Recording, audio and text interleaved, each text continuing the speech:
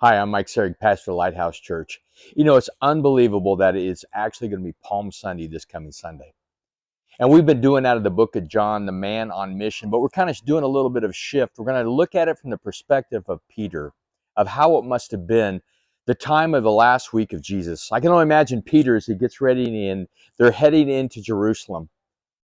And there's people and thousands of people and they're praising Jesus because of he has just raised Lazarus from the dead, also to all the miracles, all the things that are happening, and they're praising Jesus for he is the King of the Jews. You know, when you think about Palm Sunday, it was a spectacular time. But if you go into the book of Luke, you see a difference of things on a perspective of how it was for Jesus.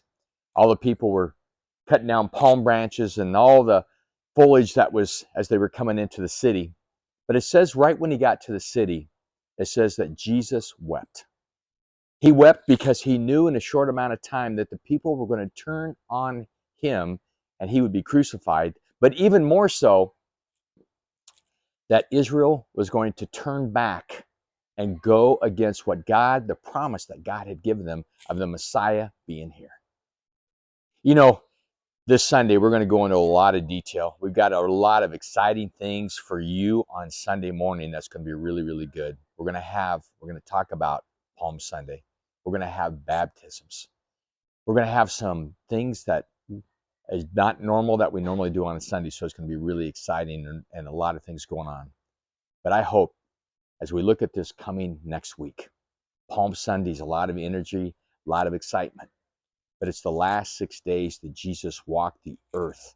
Everything changes from then to Good Friday. We're going to talk about it in detail, and you're not going to want to miss it because we're going to see things hopefully from the perspective and get it as close as we can of how it was for Jesus in his last 6 days of his life.